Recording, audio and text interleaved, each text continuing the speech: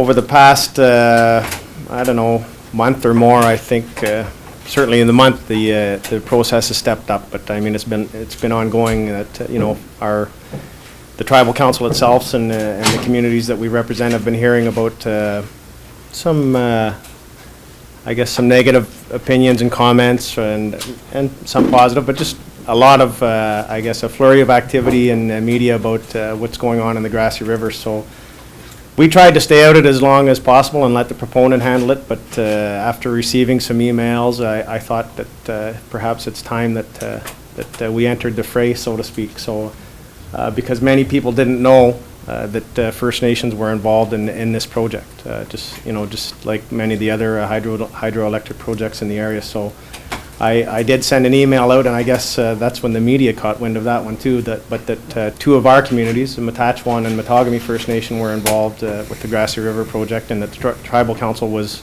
assisting them with negotiations and with project development. So once the decision was made here to not support the project, I did contact Mayor Logren and just had a conversation with him and said that perhaps would have been nice before the fact, but I said perhaps it would be good for you guys to hear, what our involvement is and what our position is, and on this project, and there may be others as well, but maybe if I can, just for a second, Sure. Sean, to clarify, we haven't supported this project one way or the other. Well, I thought I had seen something that said the council. No. Okay. There's never been a resolution or Okay, anything come then to I council. I misunderstood or was Yeah. misinformed. Okay, thanks. Anyway, but I did think that I should call you and tell you what as you know, Mayor Logren, what our position was on it, and again, I thank you for inviting us here today to make that presentation. So that's kind of why I'm here, so that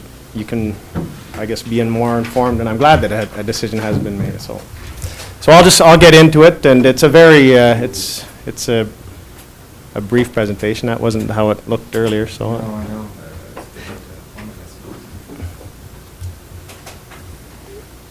I don't know if we can fix that.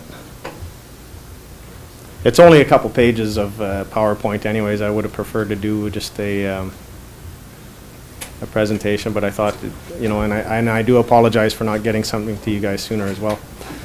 But just,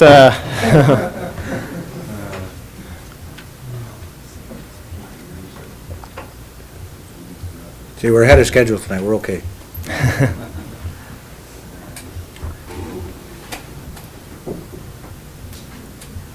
Okay. But yeah, just I think when I was listening to the debate on this and the Yellow Falls thing, that it became like I understood, and the way I thought about it is that not a lot of people knew how all these river projects came about in recent years, and there wasn't, and even in the media it wasn't really talked about, but it's through Ontario's water site release policy, which was in November 2004, and the Tribal Council played a significant role in that policy. We had a person on the policy committee, not obviously, but we didn't get everything we wanted in the policy. It fell well short of where we wanted to be, but as First Nations, it was something we thought, a tool that we could move forward with. So as a result of that policy in 2004 that was announced, there was it opened up all the rivers in Ontario, but of course there are far more rivers in Northern Ontario for run-of-river hydroelectric development, and there hasn't been any new construction in over 20 years or more. So for the first time, and actually the one-off announcement was the Kapuskasing River, which we're also involved in, but the Grassy River is a result of that policy, and there are several others that are in varying forms of study right now. I don't think there's any construction started yet as a result of this policy, but hopefully we're going to start construction on the Kapuskasing River next year. Anyway, the key component, at least for us, there are 3 pillars to the policy, but one of the key ones for us is Aboriginal economic development, and essentially what that states is that developers must consult with and build relations with First Nations that focus on economic development, economic opportunity. Now, how those discussions go is entirely up to the proponent and the First Nations, but I know from our perspective, from the Tribal Council's perspective and from our First Nations perspective, that our focus is on ownership, revenues, and, you know, revenue generation with a view to long-term ownership of the asset once, you know, once it's constructed, and certainly in doing that, it wouldn't be in a couple of years. I mean, it's, you know, 10, 20, 30, 40 years or whatever, but it is long-term ownership for the First Nations. So that's on every project, hydroelectric project that we are involved in, that's where we begin negotiations. So, again, we were consulted on a few projects, and the Grassy is one of them, and the initial contact was Matagami First Nation because of the way the policy is worded, and I'll get into that a little bit later.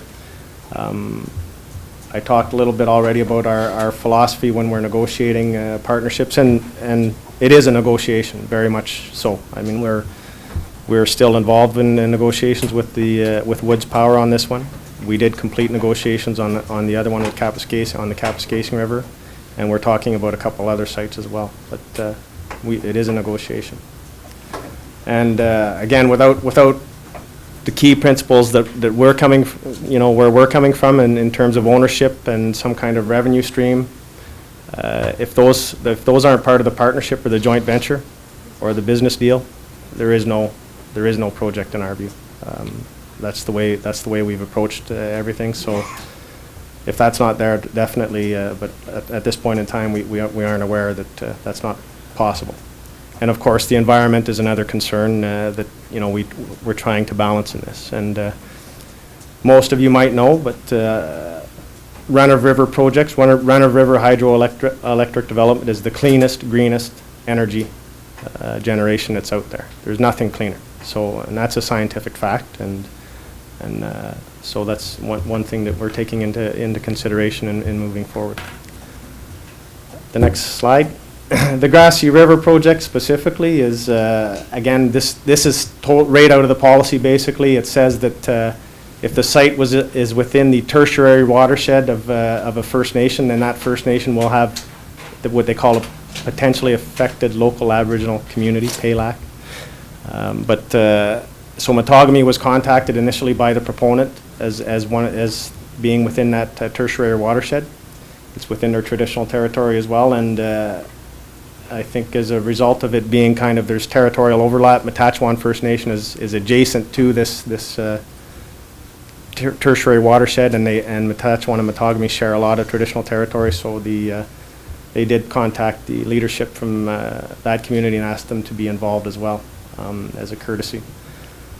Again, they were approached by Woods, and they began preliminary discussions. I don't know when that started, September? 2005. 2005. February 2005. So, in the last 6 months or so, 6 months to a year, because of our experience on the Kapuskasing River, the Tribal Council was brought in and asked to facilitate discussions and negotiations and moving forward with the project, and that's why we're here today. Again, we're talking about the economic benefits. We haven't resolved the partnership yet. There's no formal agreement, but essentially, I think our principles that I stated earlier have been agreed to by the proponent, and how we flesh those out on paper in some kind of partnership or limited partnership agreement is to be determined, and that's essentially where we are at the moment. This one kind of deals with revenue sharing, and as I said, the revenues, there will be revenues, economic revenues from the project itself. There will be ownership. Our communities, as some of you may know, with First Nations are largely dependent on government handouts through the various programs we have, band support funding and so on and so forth. So this is a way to increase, you know, the revenues that the First Nations receive to go towards education, housing, community infrastructure, business development, all kinds of things. And of course, this project itself, along with the others that we're constructing, this one here is, I guess, could be in the $15 to $20 million range. The Kapuskasing River project is a little more firm in what we're spending there. $70 million is what we're spending on that one when it's all said and done. As I said, there are a few others that we're looking at, and we've got to spend the money somewhere. We've got to get the material somewhere. We've got to get the labor somewhere, and obviously, we hope to get it here in Timmins.